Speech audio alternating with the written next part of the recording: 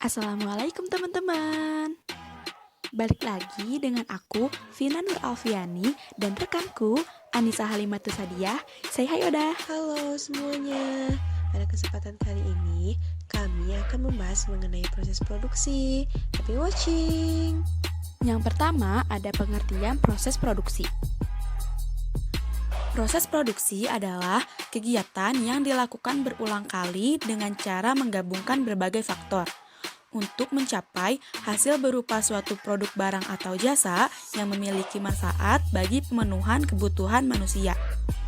Proses produksi mempunyai 3 unsur, yaitu input, proses, dan output. Input dalam proses produksi terdiri atas bahan baku atau bahan mentah, energi yang digunakan, dan informasi yang diperlukan. Proses merupakan kegiatan yang mengolah bahan, energi, dan informasi tersebut sehingga menjadi barang jadi. Output merupakan barang jadi sebagai hasil yang dikehendaki. Selanjutnya, jenis-jenis proses produksi. Yang pertama, produksi jangka pendek.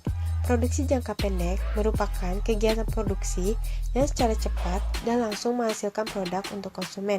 Contohnya, produksi makanan seperti roti, pizza, dan lain-lain. Kedua, ada produksi jangka panjang. Merupakan kegiatan produksi yang membutuhkan waktu lama, seperti menanam padi dan membangun rumah. Ketiga, produksi terus-menerus.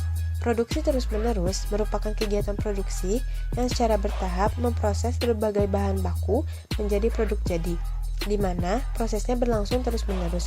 Contohnya, pabrik yang memproduksi kertas, gula, dan karet. Keempat, produksi berseling. Merupakan kegiatan produksi yang mengolah bahan mentah dengan menggabungkannya menjadi produk jadi. Misalnya, proses pembuatan sepeda motor, di mana setiap bagiannya seperti setir, ban, mesin, knalpot, dan lainnya diproduksi secara terpisah. Proses penggabungan bagian-bagian tersebut akhirnya menghasilkan sebuah sepeda motor. Kemudian, pengendalian proses produksi. Sistem pengendalian proses produksi. Yang pertama, ada pengendalian proses produksi. Hal ini meliputi kapan produksi dimulai dan kapan produksi diakhiri. Yang kedua, ada pengendalian bahan baku. Dengan adanya pengendalian bahan baku, diharapkan kegiatan produksi dapat berjalan lancar serta dapat menentukan standar bahan baku yang baik. Yang ketiga, pengendalian tenaga kerja. Berhasil tidaknya suatu proses produksi tergantung kepada kemampuan kerja dan kesungguhan kerja daripada karyawan perusahaan. Yang keempat, pengendalian biaya produksi dan perbaikan. Para pengawas bagian produksi harus selalu melakukan pengawasan serta membuat keputusan yang berhubungan dengan kesinambungan antara pekerja, bahan baku, biaya, serta tindakan perbaikan. Yang kelima, pengendalian kualitas. Kegiatan ini dilakukan untuk menjaga dan mengarahkan agar kualitas produk perusahaan dapat dipertahankan sebagaimana yang telah direncanakan. Fungsi dari pengendalian proses produksi antara lain perencanaan produksi, penentuan urutan kerja, penentuan waktu kerja, pemberian perintah kerja, dan tindak lanjut dalam pelaksanaan proses produksi. The last but not least, hubungan pengendalian proses produksi dengan kualitas produk.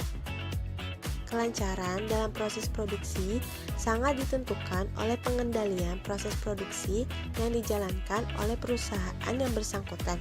Dengan pelaksanaan pengendalian proses produksi yang baik akan mendukung terpeliharanya kualitas produk yang sesuai dengan standar kualitas, sehingga kualitas produk dapat dicapai secara efektif dan efisien, di mana kualitas produk ini sangat diutamakan oleh perusahaan-perusahaan dalam rangka menunjang program jangka panjang perusahaan, yaitu mempertahankan pasar. Nah, itu dia pemaparan materi mengenai proses produksi dari kami. Semoga bisa bermanfaat untuk teman-teman semua ya.